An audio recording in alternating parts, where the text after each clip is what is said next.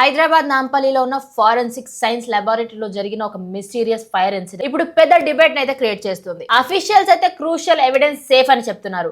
కానీ ఇన్సిడెంట్ జరిగిన timing and location చూస్తూ ఉంటే ఇదంతా కావాలనే ప్లాన్డ్ గా చేసినట్టయితే పొలిటికల్ సర్కిల్లో ఎన్నో డౌట్స్ అయితే రేపుతున్నాయి. ఇది సింపుల్ యాక్సిడెంటా లేదా ప్లాన్డ్ కాన్స్పిరసీయా? అయితే ఈ ఇన్సిడెంట్ ఫిబ్రవరి 7న ఉదయం 10:15 ఎఫ్ఎస్ఎల్ బిల్డింగ్ లో ఈ ఫారెన్సిక్ ల్యాబ్ అయితే ఉంది.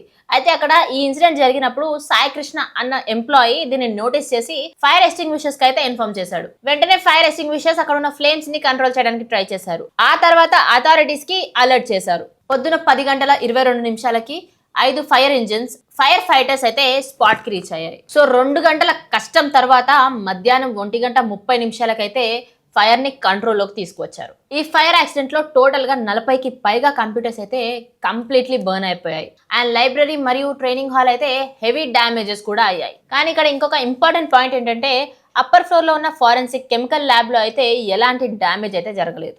ఇనిషియల్ ఇన్వెస్టిగేషన్ ప్రకారం ఎంసీబీ బోర్డు దగ్గర షార్ట్ సర్క్యూట్ అవ్వడం వల్ల ఇంత పెద్ద ఫైర్ యాక్సిడెంట్ జరిగిందని అయితే వాళ్ళు చెప్తున్నారు. సో దీనిపైన ఎఫ్ఎస్ఎల్ డైరెక్టర్ శిఖా గోయల్ అయితే ఒక క్లారిఫికేషన్ ఇచ్చారు. అదేంటంటే ఈ ఫైర్ లో ఎలాంటి క్రూషియల్ ఇన్ఫర్మేషన్ అయితే డిస్ట్రాయ్ అవ్వలేదు. సెన్సిటివ్ కేస్ డేటా అంతా మేము ఒక వేరే వింగ్స్ లో స్టోర్ చేశాము అంటూ తనైతే చెప్పింది. అండ్ ప్రాపర్ డిజిటల్ బ్యాకప్స్ వల్ల ఎవిడెన్స్ సేఫ్ గా ఉందని ఆవిడ చెప్పారు.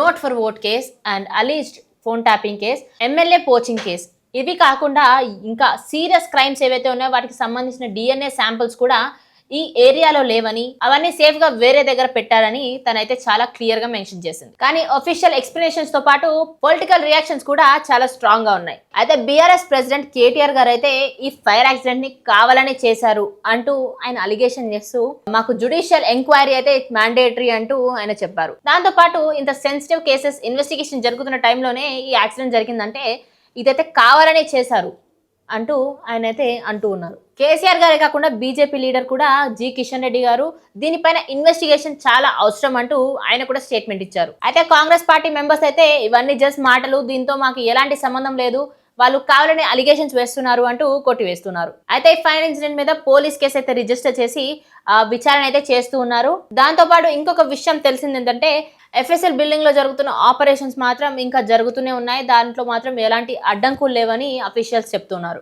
కానీ పబ్లిక్ మైండ్ లో మాత్రం ఒకటే క్వశ్చన్, ఇది నిజంగానే షార్ట్ సర్క్యూట్ వల్ల జరిగిన యాక్సిడెంటా లేదంటే ఎవిడెన్స్, సీక్రెట్స్, పవర్ మధ్య జరుగుతున్న ప్లాన్డ్ ఫైరా?